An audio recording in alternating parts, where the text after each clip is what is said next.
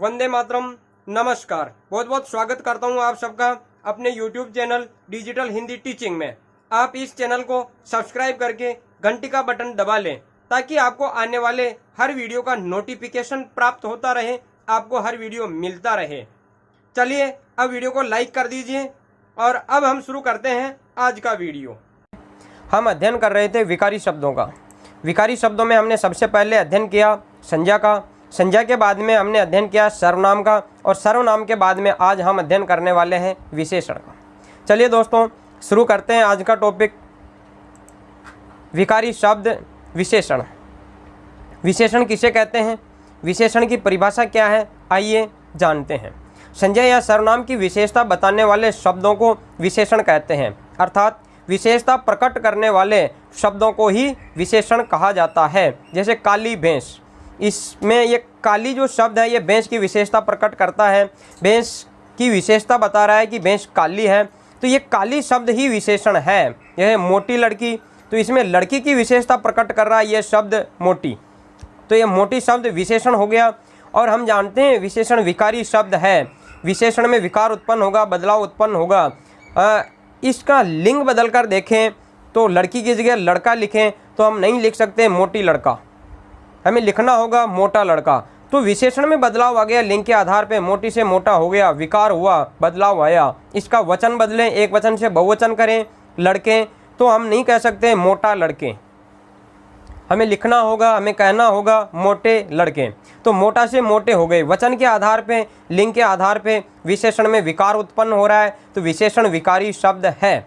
विशेष्य किसे कहते हैं, विशेषण जिस संज्ञा या सर्वनाम शब्द की विशेषता बतलाता है वह संज्ञा या सर्वनाम शब्द ही विशेष्य कहलाता है, अर्थात जिस शब्द की विशेषता प्रकट की जाए वह शब्द विशेष्य होता है। जैसे काली भैंस, इसमें ये काली शब्द है ये तो विशेषण था, लेकिन भैंस विशेष्य है क्योंकि भैंस की विशेषता प्रकट की जा रही है, काली शब्द के द्वारा भैंस की विशेषता बताई जा रही है, तो भैंस विशेष्य हो गया। ऐसे ही मोटी लड़की में लड़की विशेष्य हो गया, इसमें लड़का विशेष्य हो गया। आइए आगे देखते हैं हम विशेषण के प्रकार, विशेषण के भेद। विशेषण के कितने भेद हैं, उन भेदों के क्या क्या नाम हैं, आइए जानते हैं।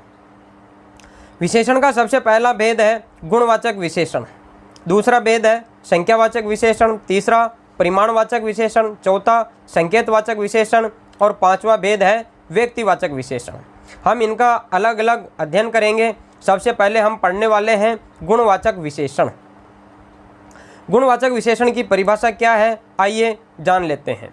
संज्ञा या सर्वनाम अर्थात विशेष्य, संज्ञा या सर्वनाम की ही विशेषता प्रकट होती है, तो हम कह सकते हैं विशेष्य के गुण या संज्ञा सर्वनाम के गुण दोष, रूप, रंग, आकार, स्वभाव, स्वाद, दशा, अवस्था, स्थान का बोध कराने वाले शब्दों को गुणवाचक विशेषण कहते हैं। जैसे रामलाल अच्छा आदमी है, इसमें आदमी की विशेषता बताई जा रही है कि वह अच्छा है, इसका गुण के बारे में बताया जा रहा है।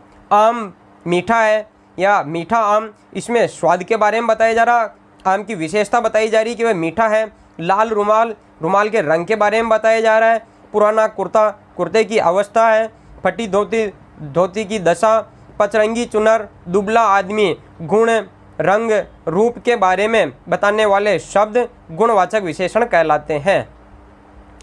गुणों में किस किस को शामिल किया जाएगा, भला, उचित, ईमानदार, अच्छा, सरल, विनम्र, बुद्धिमान, सच्चा, दानी, सीधा, शांत, सुंदर आदि।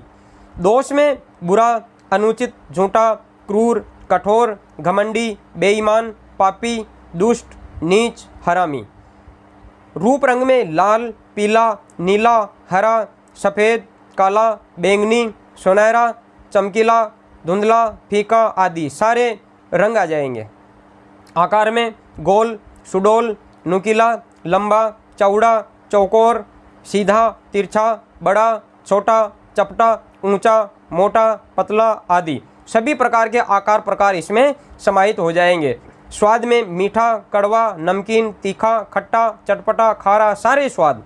दशा अवस्था में दुबला, पतला, मोटा, भारी, हल्का, गाढ़ा, गीला, सूखा, घना, गरीब, अमीर, रोगी, पालतू, कमज़ोर, स्वस्थ, बूढ़ा, जवान, ये सब दशा और अवस्था में आ जाएंगे।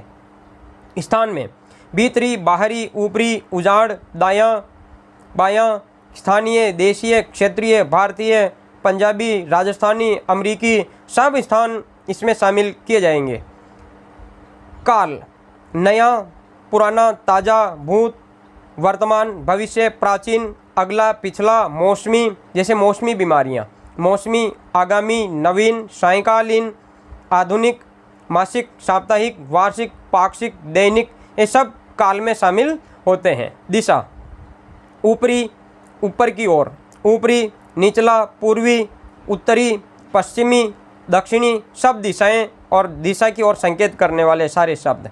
स्पर्श, मुलायम, सख्त, ठंडा, गर्म, कोमल, कठोर, खुरदरा आदि, ये सारे गुणवाचक विशेषण में समाहित किए जाते हैं। चलिए आगे हम अध्ययन करेंगे संख्यावाचक विशेषण। संख्यावाचक विशेषण की परिभाषा क्या है, आइए जानते हैं। नाम से ही स्पष्ट हो रहा है कि संख्या का बोध कराने वाले शब्द संख्यावाचक विशेषण कहलाएंगे।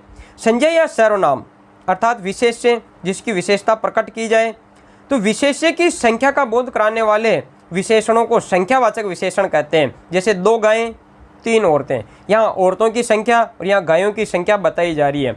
तो जिस शब्द से संज्ञा या सर्वनाम की संख्या का बोध होता है, यहाँ 2 से बोध हो रहा है गायों का और 3 से बोध हो रहा है औरतों का, तो ये संख्यावाचक विशेषण होते हैं।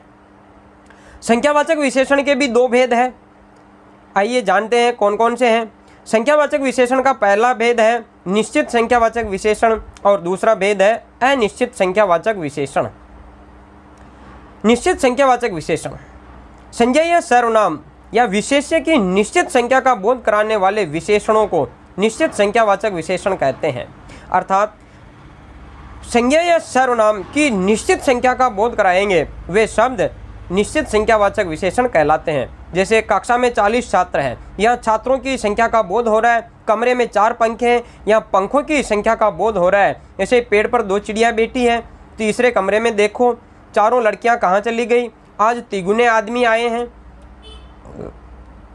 कल जितने थे 1000 थे तो आज 3000 आ गए, कल 100 थे तो आज 300 आ गए। तो संख्या का स्पष्ट बोध हो रहा है, तिगुने आदमी आए। हर एक छात्र अपना गृह कार्य करेगा, तो इसमें हर एक छात्र उनकी संख्याओं का बोध होगा। हर एक छात्र 2-2 लड़के आए, यानी 2-2 लड़के आए और गृह कार्य चेक करवाए, तो इसमें भी संख्याओं का बोध हो रहा है। तो जिन शब्दों से, जिन विशेषणों से संज्ञा या सर्वनाम की निश्चित संख्या का बोध होता है वे संख्यावाचक या निश्चित संख्यावाचक विशेषण होते हैं। दूसरा भेद है अनिश्चित संख्यावाचक विशेषण।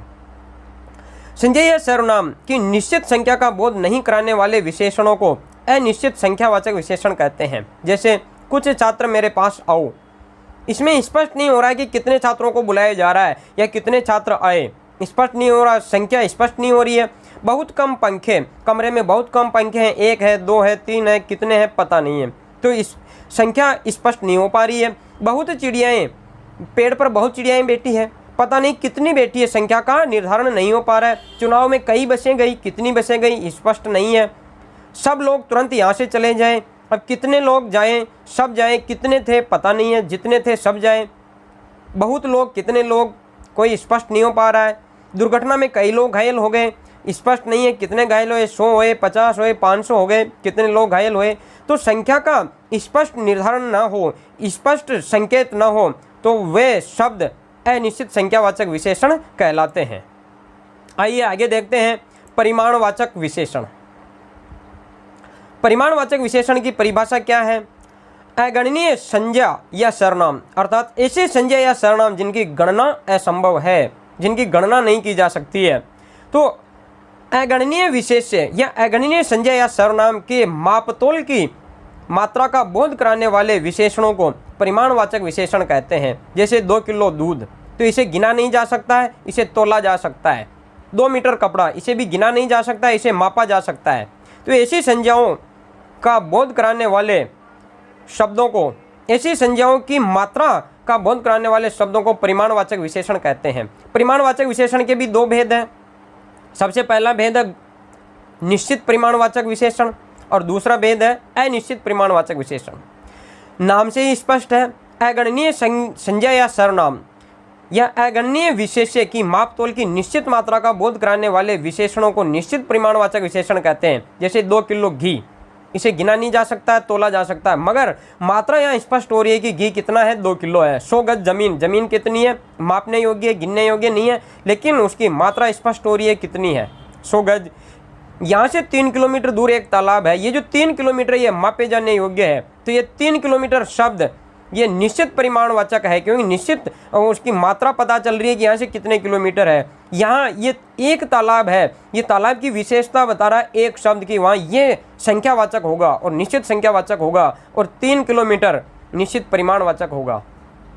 बीमार व्यक्ति से 1 मीटर दूर रहे, 1 मीटर का यहाँ बोध हो रहा है जो मापे जाने योग्य है। मुझे 100 ग्राम चावल चाहिए, तोलने योग्य है, तो यह भी निश्चित परिमाणवाचक में ही आएगा। देखते हैं अनिश्चित परिमाणवाचक विशेषण। अगणनीय संज्ञा या सर्वनाम या अगणनीय विशेष्य की मापतोल की निश्चित मात्रा का बोध नहीं कराने वाले विशेषणों को अनिश्चित परिमाणवाचक विशेषण कहते हैं। जैसे थोड़ी चाय, ज़्यादा पानी, थोड़ा पानी, थोड़ा पानी पिला दीजिए, कितना, मात्रा स्पष्ट नहीं हो रही है, तो यह अनिश्चित परिमाणवाचक है। कुछ तेल, बहुत दूर, कितना दूर है पता नहीं, यहाँ से बहुत दूर है, जयपुर यहाँ से बहुत दूर है, तो पता नहीं है कितना। जब मात्रा का स्पष्ट बोध नहीं हो रहा है तो वहाँ अनिश्चित परिमाणवाचक विशेषण होगा।